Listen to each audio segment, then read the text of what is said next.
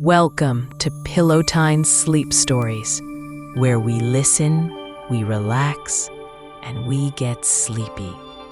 My name's Sophie, and it's such a pleasure to have your company. Tonight, we'll be returning to the world above. Clementine has been to this magical world in the clouds many times before. On one occasion, her entire house flew up into the sky and traveled to the world above. This evening, we'll see Clementine again, as well as her younger brother Michael and their guide Timothy, as they visit more lands in the world above. Now, my friends, as you ease into the comfort and relaxation of the present moment, join me for a few gentle, soothing breaths. Breathe in to the count of 5, 6, 7, hold for 2, and then back out to the count of 7, 7, 9, and your next deep breath. Notice the sensation of your chest and stomach filling with air, and the luxurious feeling of letting that air flow back out as your body relaxes. Notice the other areas of your body that move with the breath, even if it's just very subtly. With each exhale of the breath, you can let go of tension, and you can let go of any thoughts that are getting in the way of the peace and stillness that you deserve to enjoy. It's not always simple to let these things go, but trust that you are safe, comfortable, and free of responsibilities here tonight. Yes, and as you listen along to our story, any tension or concerns will gradually drift away. For now, you can simply listen to my voice and let your imagination carry you through the extraordinary scenes of our story.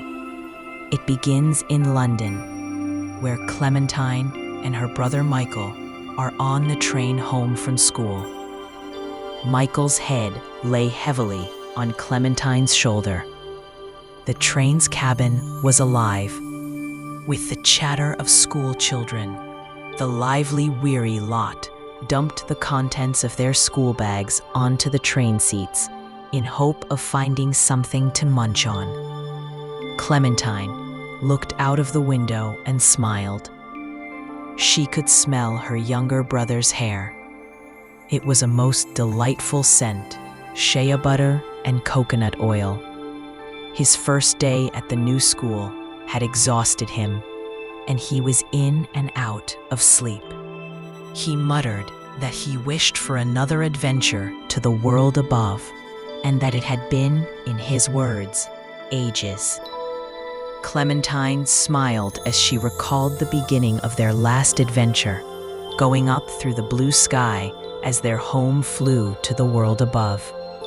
She kissed her brother's forehead and gently guided his head onto her lap so he would be more comfortable.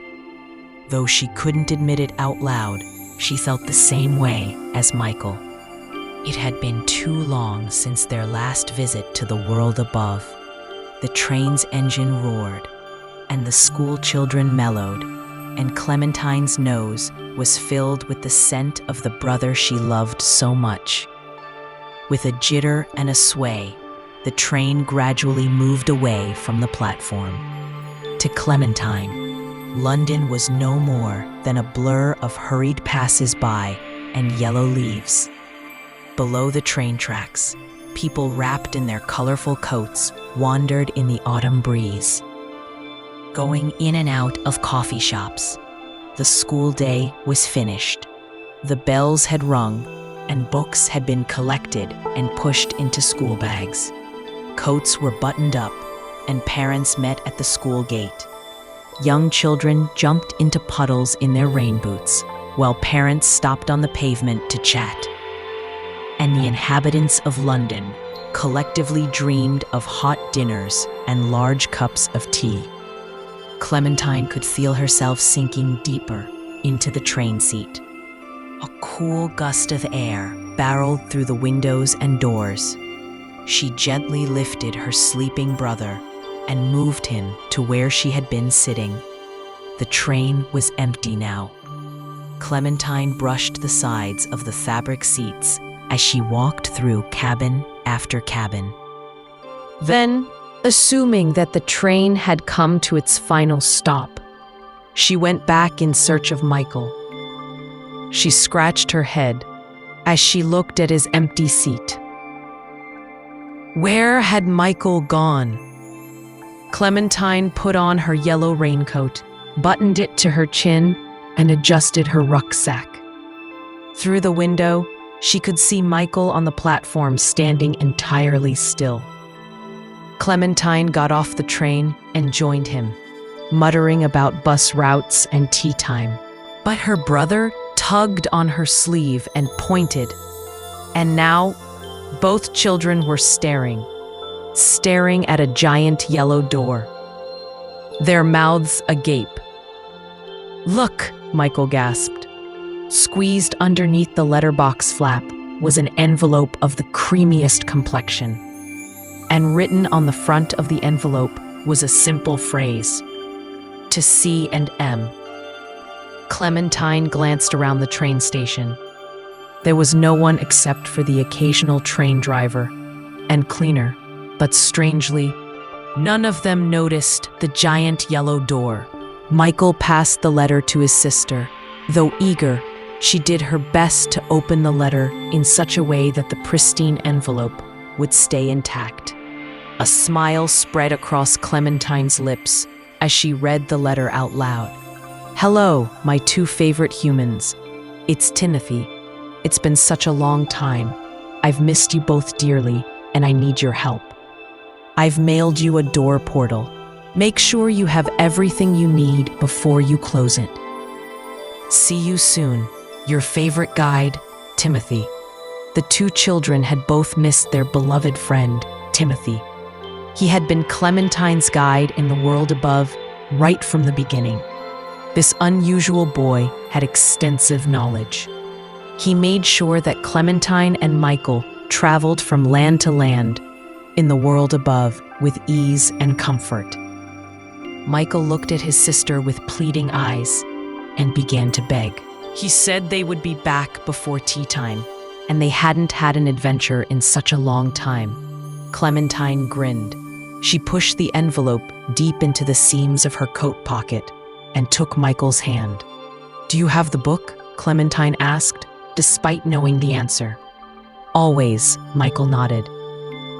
The children opened the large yellow door and stepped through, hand in hand. After double and triple checking that they had everything, Clementine closed the door behind them. It shut with a long, exaggerated creak.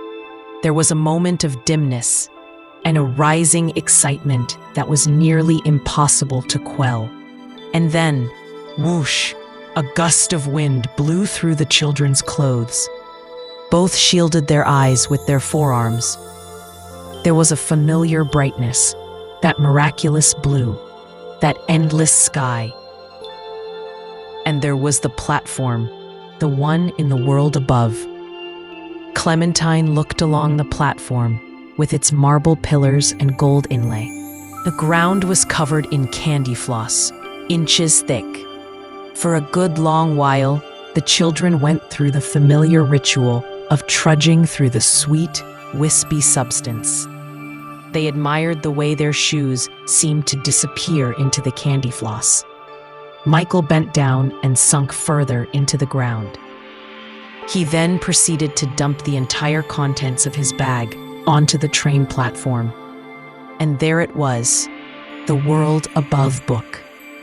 On the platform, Clementine looked at the familiar sign, "Pickup Point." Usually before the train arrived, he would greet them. Where was he? Finally, after a moment of pause, there was a huffing and puffing, not of a train, but of a human, more specifically a boy. Michael tugged on Clementine's trouser leg, and as she turned, an undeniable joy filled her from toe to top. It was their guide, Timothy. Michael abandoned his belongings and raced towards the older boy as fast as he could, knee-high in candy floss. What ensued was a quick succession of hugs and high fives. Clementine was delighted to see Timothy, but she was still slightly confused. She glanced at the pickup point sign, the barren train tracks, and then looked back at Timothy. Finally, she came out with it and asked, "Where's the train?" Timothy chuckled. He said that there was much to explain, and that this adventure would be different from all their previous ones. The trains had stopped working due to a magnificent reason. But anyway, said Timothy, there was no time like the present, and there was a great deal in store, so they had better get going. Ready? Timothy asked.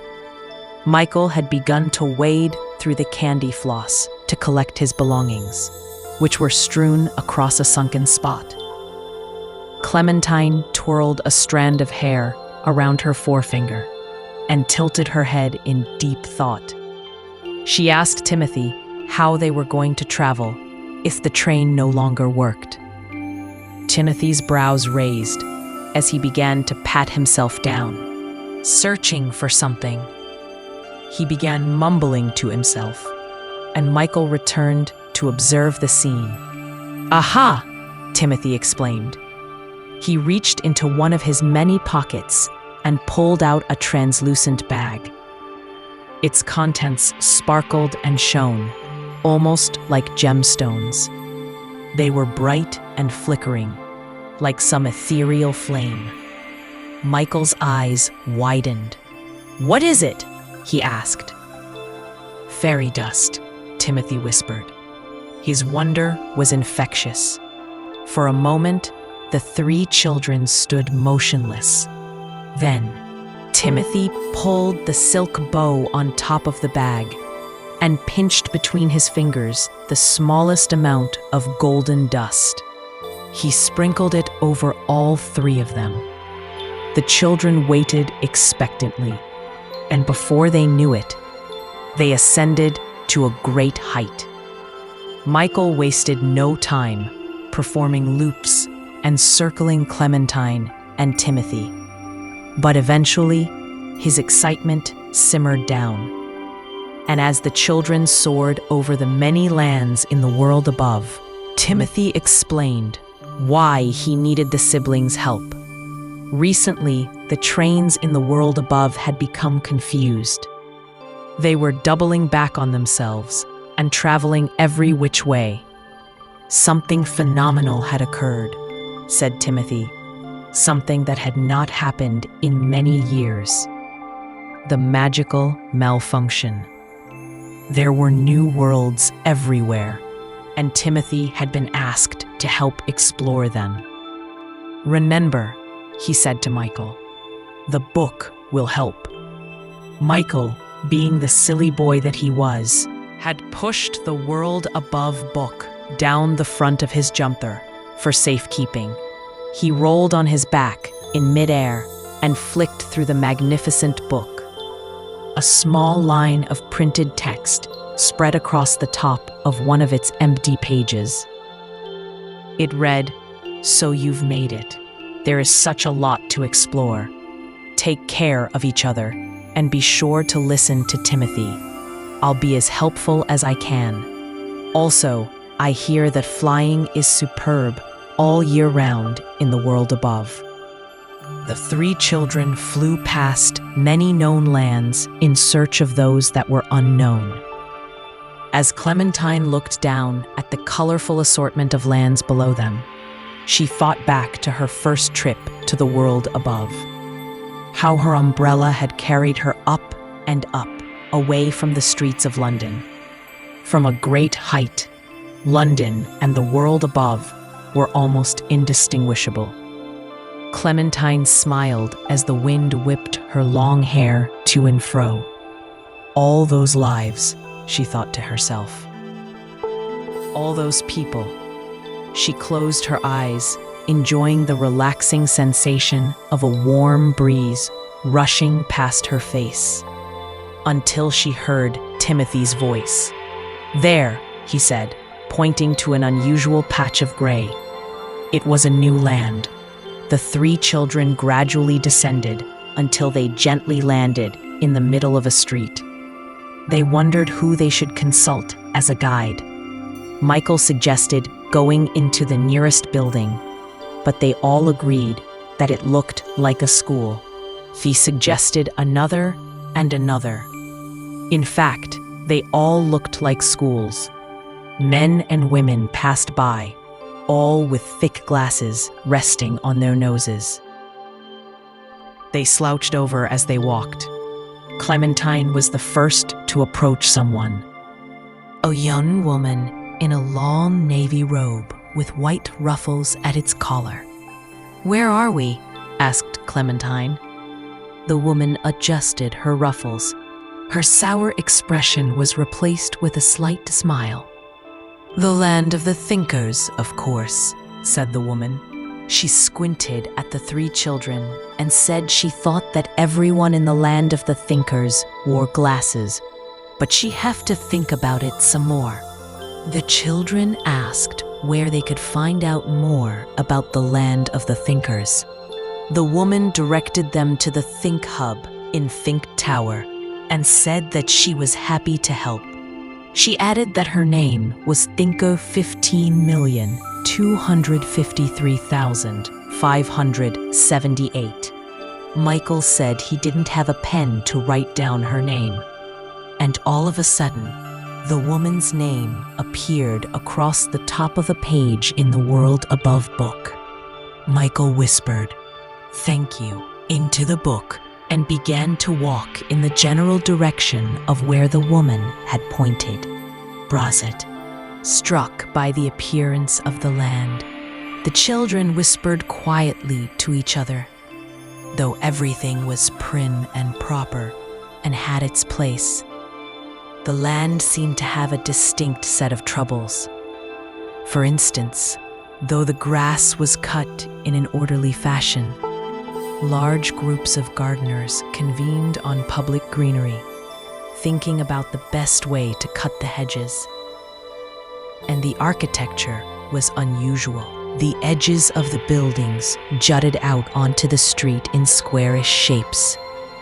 Unsure of where to look first, the children thought it best to go inside Think Tower. It was a tall structure, somewhat like a lighthouse. The stairs wrapped around the center of the tower and were illuminated by an array of unusual light fixtures. Clementine could hardly contain a smile as she climbed the stairs.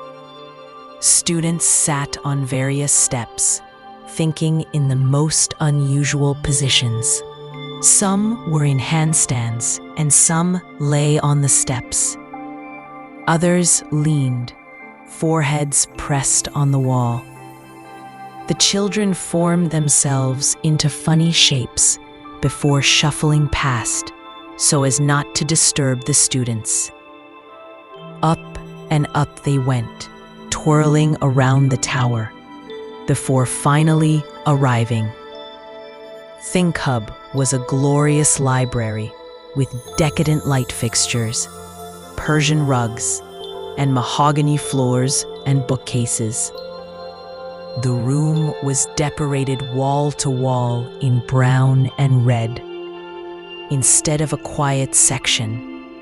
In one corner of the room, there was a sign which read, "Thinking Out Loud." Students and academics of all kinds sat in sunken leather chairs, muttering to themselves. The three children were fascinated by this land.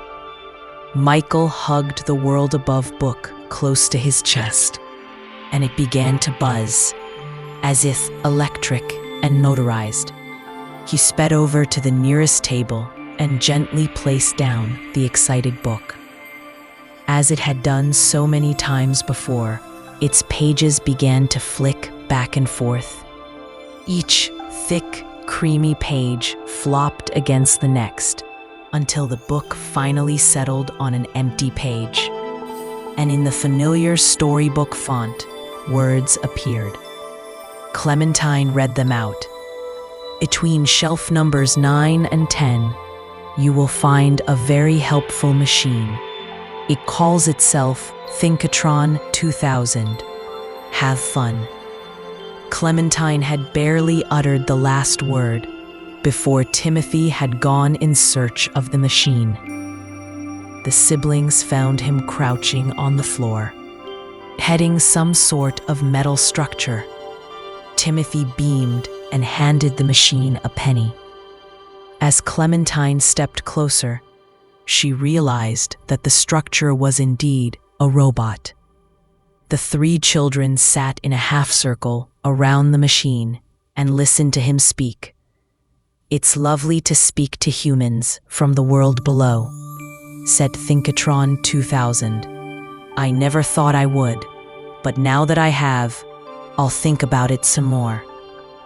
What would you like me to think about for you?" The children had a wonderful time speaking to Thinkatron 2000.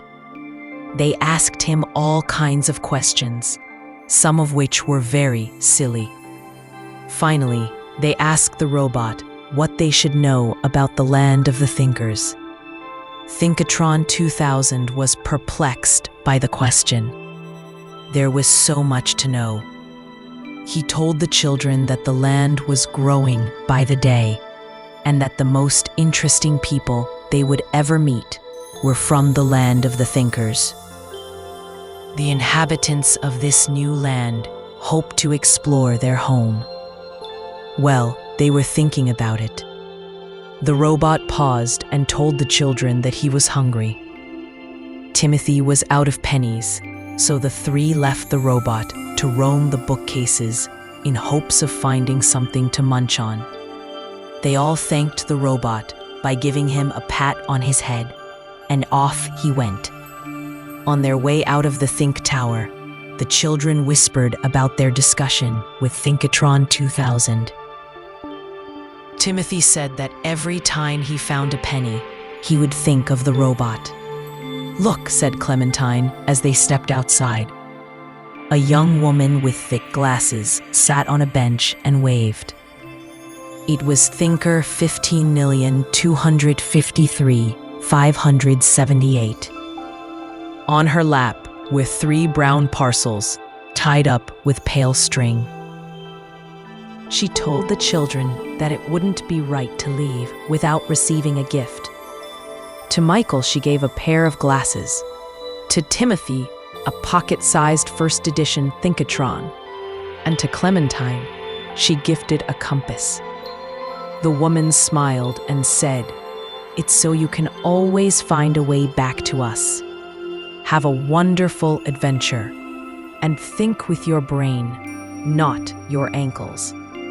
They all laughed heartily. Michael and Clementine made room in their bags for their gifts. Timothy pinched the smallest amount of fairy dust between his fingers and sprinkled it over himself and his 2 traveling companions. And soon, they rose to such a height that the land of the thinkers was once again no more than a patch of gray. As they flew, Michael and Timothy talked about Michael's day at school and all the wondrous things that could be found in the world above book. Clementine decided to fly off on her own. Descending so low, she could skim the tips of her fingers on the sea. She inhaled the smell of the salty water. For a long while, she relaxed into the sensation of water in her palms and wind in her hair. Then, she peered into the water and saw something shimmer. She was sure she was looking at her own reflection, but then she glimpsed a smile. With a splash, Clementine landed in the water. Timothy and Michael giggled as they lowered themselves nearer to the sea. In the water, Clementine was now eye to eye with a woman. Her long, sandy hair was pink. Timothy and Michael were speechless, struck by her beauty. It was Clementine who noticed that the woman had a silver tail fin. "You're a mermaid," said Clementine. The woman giggled and nodded. She turned her back and told Clementine to hold on. The mermaid swam at a great speed while Timothy and Michael followed from above. The scenery was endless sky and sea, and the occasional glimmers of creatures who were not quite human. Soon, the sound of sailor lingo could be heard in gruff, strong voices, as well as the sound of laughter and men shouting orders, and something heavy being dropped into the sea. And there was the ship. The mermaid waved at one of the sailors aboard the huge vessel, and they lowered a small boat so Clementine could climb on. Michael and Timothy flew up to the crow's nest to see if they could spot anything further out. With such charm, the ship swayed proudly in the sea. Flags to the sky, tight sails, and dark, worn wood. As a group of sailors lifted the boat that Clementine was in up to the deck, the captain came into view. His hands were clasped behind his back as he spoke to his crew. Clementine knew he was a good captain from the simple fact that barnacles had been dutifully scrubbed off the sides of the ship. The captain threw back his head and laughed at Michael and Timothy in the crow's nest, taking turns at using his favorite telescope. As he smiled, his golden tooth glinted in the midday sun. The mermaid was perched at the front of the ship and wrung the seawater out of her long, pink hair. One by one, the crew abandoned their stations and walked towards her. "Coral," they called out. Clementine gathered that Coral and the crew were friendly. The dark wooden deck was so clean you could eat off it, and the ship was decorated with touches of gold and navy. Every fixture and detail was a reminder of the sea or some magical mythology the captain, crew, and the mermaid knew well. Clementine shook the captain's hand and explained that she was touring the new lands with her younger brother Michael and their guide Timothy. Stroking his full white beard, the captain adjusted his uniform. He noticed Michael and Clementine's clothes and discerned that they were not of this land. Clementine explained that they were from the land below. The captain smiled and said that everyone aboard had quite a bit in common.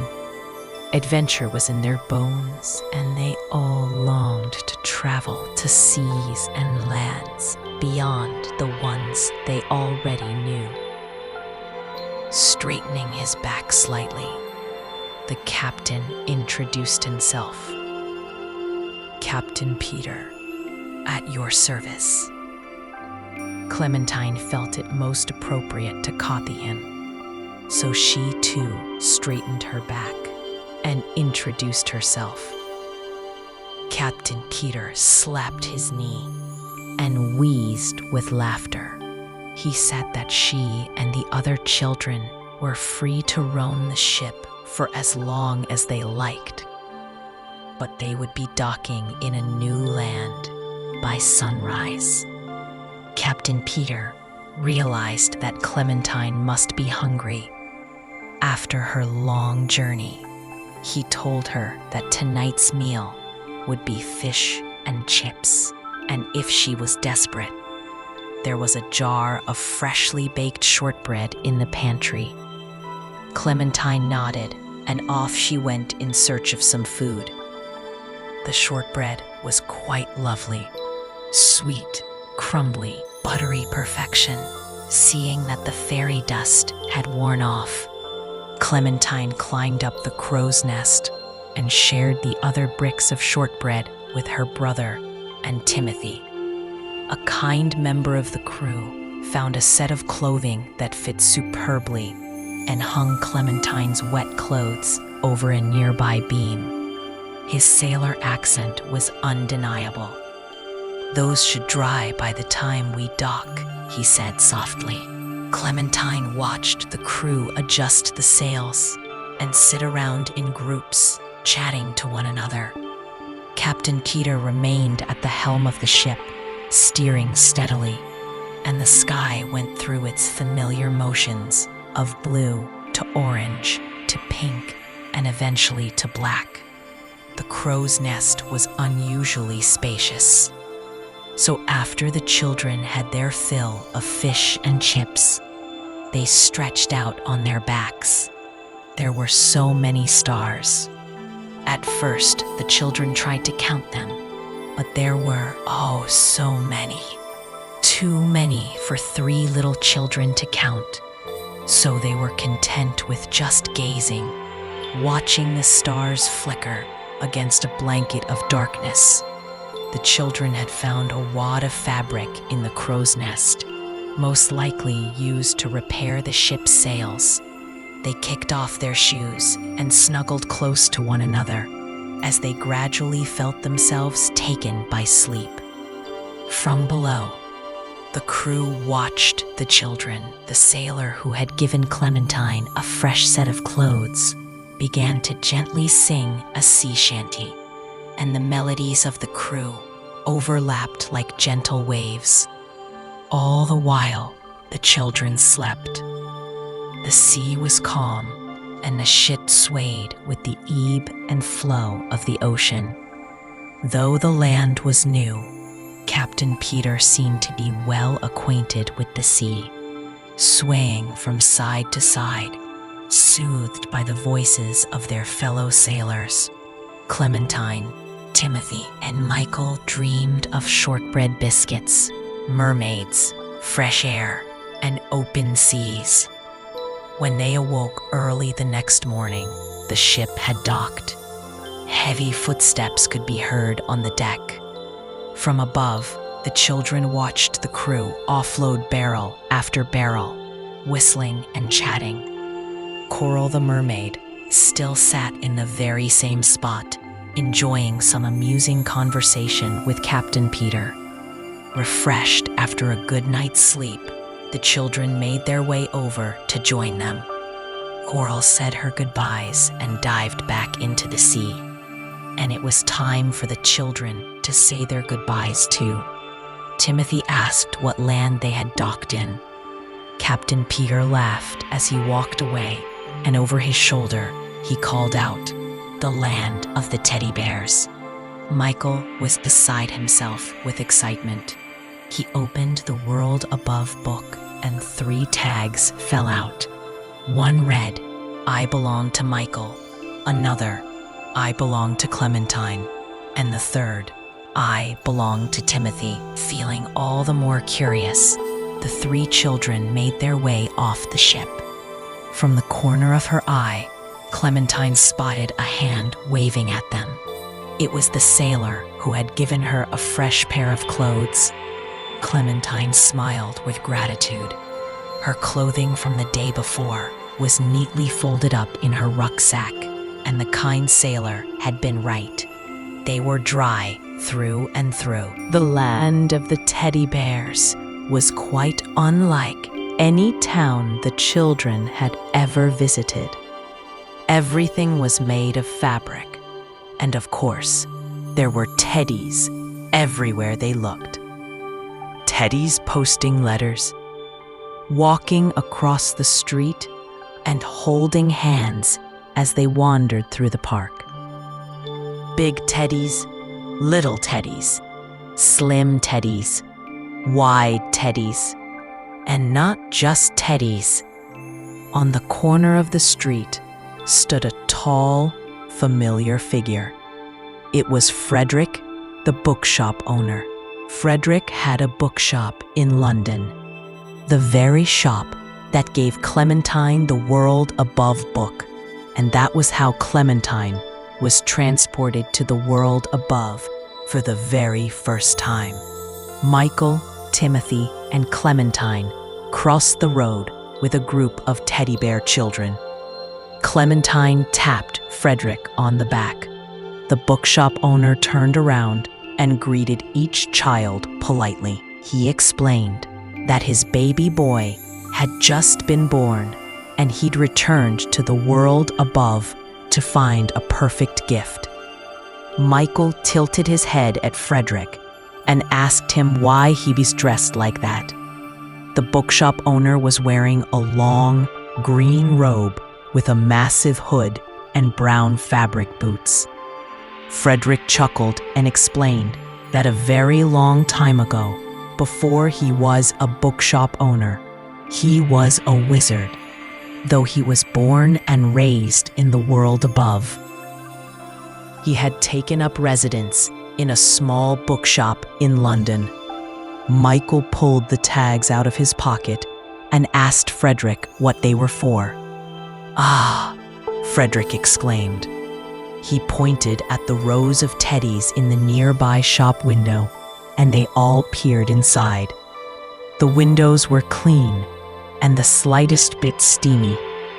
Frederick explained that the teddies in the shop were special because they could only be made real in the hands of their destined owner. He led the children towards the shop entrance, and as the door swung open, a golden bell rang overhead. The shop was not so big that you could get lost in it, but it was certainly large enough to fit small teddies of all different kinds and colors. Frederick picked up a gray teddy with green eyes and a green bow around its neck. The teddy asked if Frederick was going to take him home. Frederick smiled and said, "Yes." He gestured for the children to do the same. Timothy found a yellow teddy bear with brown eyes and a pin on his chest that read, "Traveling Companion." Michael found a brown teddy with hazel eyes. When he picked it up and gave it a hug, the teddy bear chuckled. Clementine wandered through the rows of teddy bears. In the very last aisle was a brown teddy with black eyes and a yellow raincoat. Clementine picked the teddy off the floor and kissed it on top of its head. It came to life straight away. "Hello, Clementine," said the teddy. "Remember, it's almost time to go home." Frederick helped the children tie their tags onto the teddy bears so they wouldn't get lost. The four were just about to say goodbye when Timothy groaned. He was all out of fairy dust, and they couldn't use the train. It had a mind of its own, and no one knew what to do.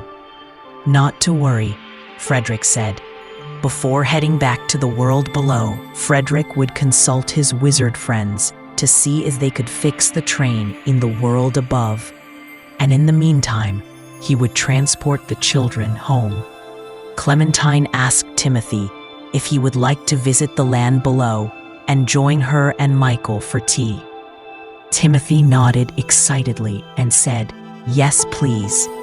The three children said goodbye to Frederick, then closed their eyes. There was a whoosh, and after the strong gust of wind had passed, the children opened their eyes. They were in front of a large yellow door. Clementine and Michael's home. They could hear their parents laughing in the kitchen through an open window, and they could smell Mother's cooking. The scent was delightful. As they were about to go in, Timothy asked his friends if he looked okay. They told him he looked perfect. Inside, Michael showed Timothy how his family set the table while Clementine went upstairs. Before she put the World Above book back on the shelf, she opened it one more time, and a note appeared on an empty page. It read, "Have a lovely dinner." Clementine placed Michael's teddy on his bed and hers on her own bed. Both teddies were tired from the journey and slept soundly. Timothy had a lovely time at tea. The mash was creamy, the stew flavorful, and the veggies were steamed to perfection. Mother and father said that Timothy could come back anytime he liked. They all chatted and laughed into the evening. Mother and father told silly stories about when they were Timothy's age, and they asked him all sorts of questions about his home. They did not mind his unusual clothes and his strange turns of phrase. When Timothy told them that he lived in a treehouse, they found it most interesting. Timothy couldn't stop looking at Clementine and Michael's house. It had 3 levels and a big garden and walls with nice colors and soft floors. It wasn't a treehouse, but in Timothy's humble opinion, it was most exquisite. After he'd had his fill of cake and tea and ice cream and custard, Clementine and Michael walked Timothy to the door. Timothy scratched his head. How was he going to get home? Clementine reached into the umbrella stand by the door and pulled out her very own yellow umbrella. With this, she said, smiling. And so, Timothy closed his eyes and wished for the traveling winds to take him home. He opened the umbrella and whoosh, away he went, up and up into the night sky. They all giggled as he ascended. "Thank you for dinner," Timothy called out. "You're welcome," the children responded. Michael tugged on Clementine's sleeve. He asked his sister what she would do without her beloved umbrella. Clementine looked up into the sky and said it was all right because it wasn't the end. She would see Timothy and her big yellow umbrella sometime in the future.